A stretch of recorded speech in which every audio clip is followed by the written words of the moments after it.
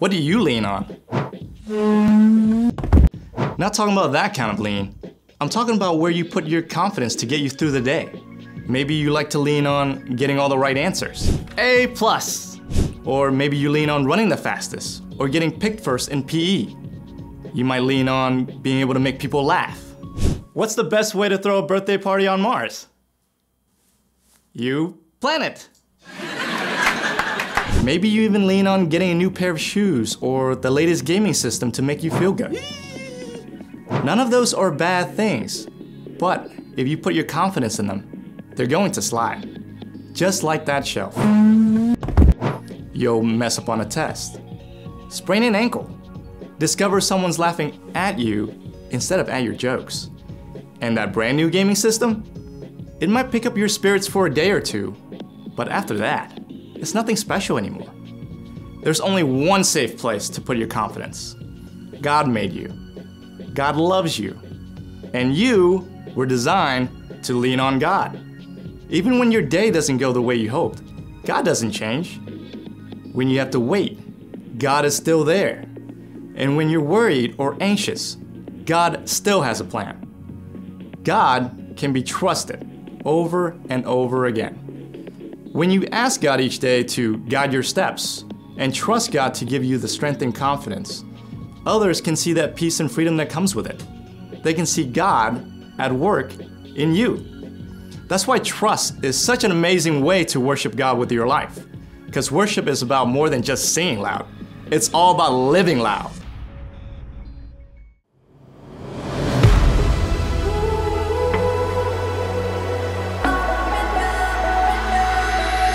When I am up, when I am down, when life turns me around, should I go left?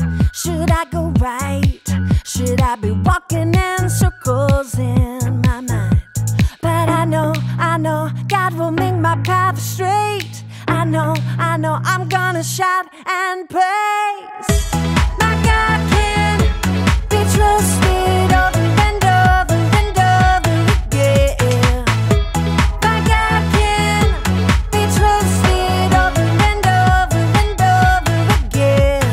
Over and over and over again.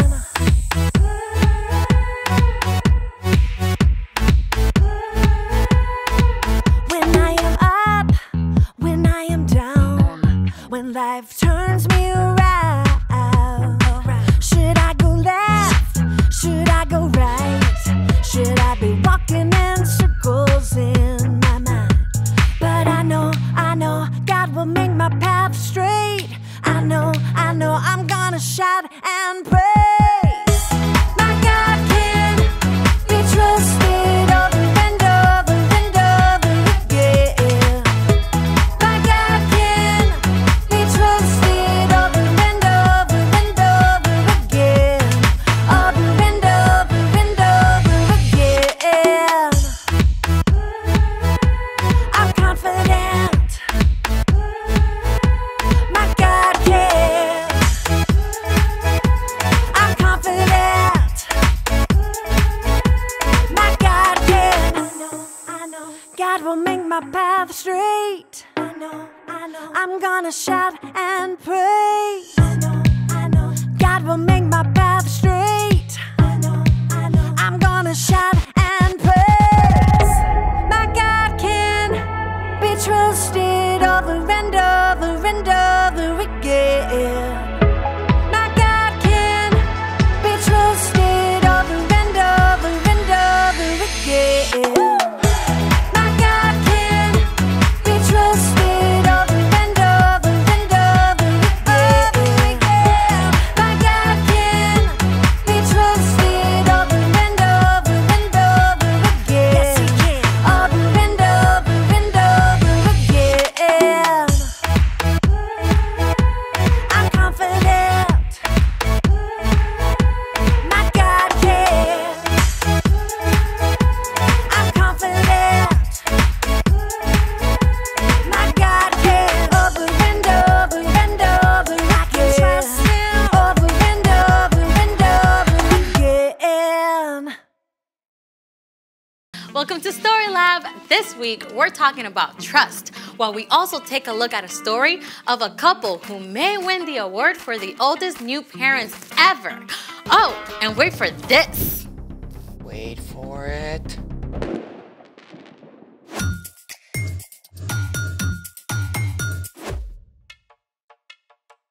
Hey, I'm Amaya. And I'm Zeke. And this week, we're talking about trust, which is putting your confidence on someone you can depend on. But how do you know who you can depend on? Well, I think the best way is to look up. What do you see? The ceiling? No, imagine that we're outside.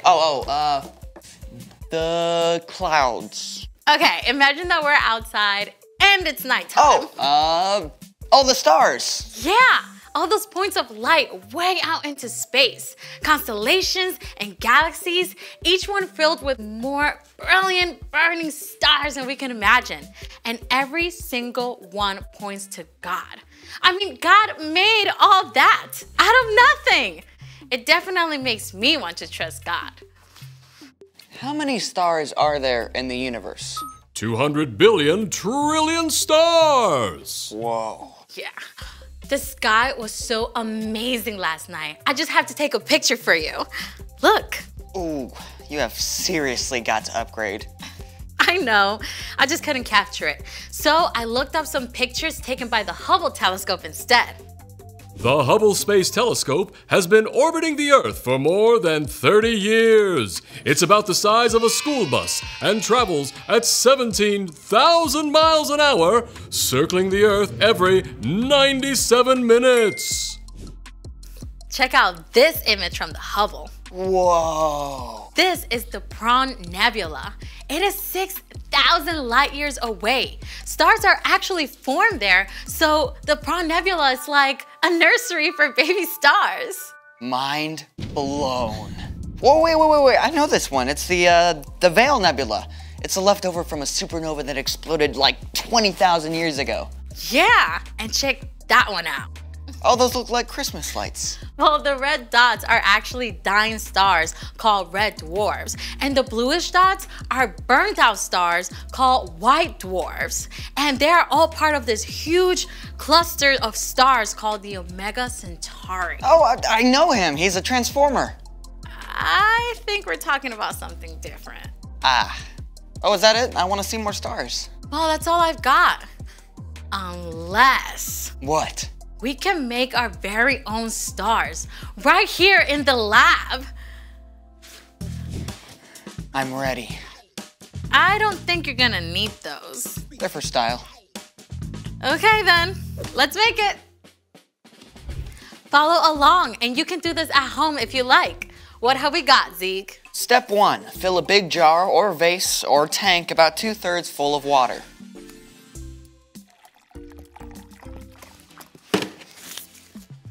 Step 2, pour oil into a small bowl. Or 2, or 3.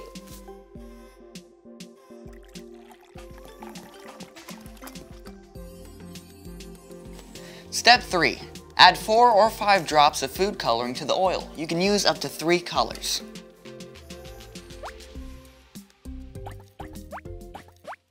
Step 4, whisk the food coloring with the oil. It's a little latte, a really oily latte. Okay, pour. Wait for it. Whoa, our very own shooting stars. Oh, can we see that again? Oil is less dense than water and floats on top. Food coloring is water-based and mixes with water. Once the oil is added to water, the heavier food coloring sinks down. As soon as they hit the water, they dissolve, forming tiny shooting stars. Oh, let's do it again. We've got tons of food coloring. I'd love to make stars all day, but we got a story to tell, and stars are a big part of this one. It's time for... The story before the story. Today, we're in the very first book of the Old Testament, Genesis. God made our amazing world, but sin entered the world. People turned away from God and went their own way. So God picked one man, a guy named Abraham, And even though Abraham was like 90 years old and had no kids, God told him to look up. God promised Abraham he'd have more kids than stars in the sky. Yeah, and the whole entire world will be blessed through Abraham's family. But Abraham and his wife, Sarah, they waited for years and years, and they still didn't have kids. Which is where our story starts. We're ready. Hey everyone, I'm Brian. It's amazing how all of creation can talk to us about God. You know, after God told Abraham that he and Sarah would have more kids than there are stars, I bet they went outside at night a lot more. More children than all those stars? Are you sure that's what God said? He promised.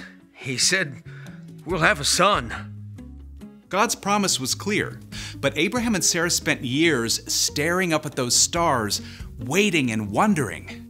They were both old, like old enough to be great-grandparents. Could they really have a brand new baby at their age? But at last, one day when Abraham was 99 years old, God met with him again. It was the very hottest part of the day, and Abraham was sitting in the shade of his tent when he saw 3 strangers approaching. Abraham knew right away they were visitors from heaven. He went to greet them and bowed low to show them honor.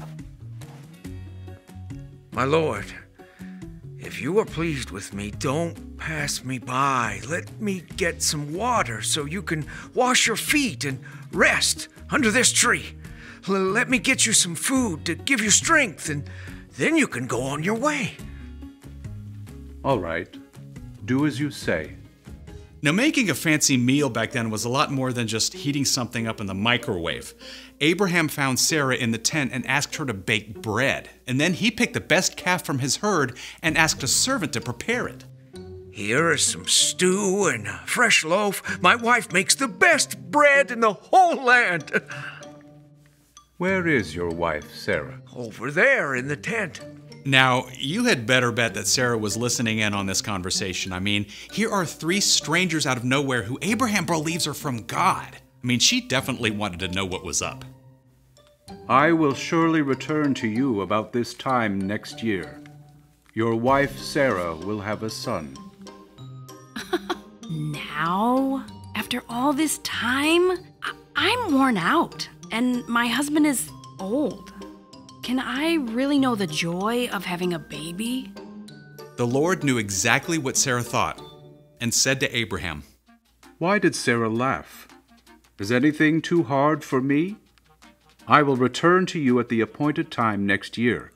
Sarah will have a son. I didn't laugh.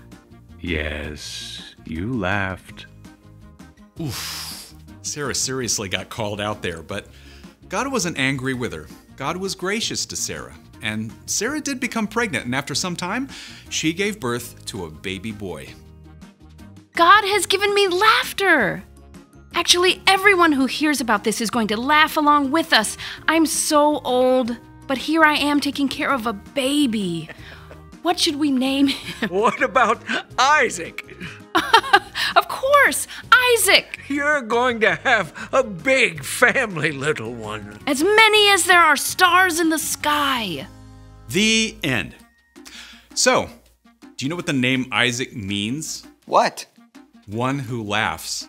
Well, that is spot on. Can you imagine how it felt for Abraham and Sarah to wait all those years? I have a hard time just waiting for the microwave popcorn to finish. I know, right? Waiting can be hard. But here's the awesome thing. God is always trustworthy. God promised Abraham that the whole world would be blessed through his family. And it took hundreds of years, but the whole world was and is blessed because of one of Abraham's descendants. You know who I'm talking about? Yeah, Jesus. You got it. You can trust God all the time, especially when you're having to wait. Thanks, Brian. So, what is our part in the story? Well, maybe you're having to wait for a broken arm or a sprained ankle to heal. You can trust that God is still with you, and God still loves you, and you can ask for God for the patience to keep waiting. I remember when I had to wait forever when my mom said she'd get me my phone. I guess I could have trusted God more instead of just asking her, can I have my phone yet? Can I have my phone yet? Can I have my phone yet? Can I have my phone yet? Okay, yeah, Can we get it. Sorry. I actually had to trust God yesterday. My dad promised to play tennis with me after he got home from work, but then he had a video call that took over an hour. I had to trust God to give me a good attitude. Yeah, you know, the truth is, we're gonna have to wait for things. Sometimes we'll have to wait on God. But even while you're waiting, you can trust that God is still there and that God still cares about you. Got it? Got it. Wait for it. So, here's the thing. Trust God even when you have to wait. Yep, I can't wait for tonight when I get to see the actual stars. I mean, I can wait, but you get it. Thank you for joining us in the Story Lab. See you next time. Here's something to check out while you wait.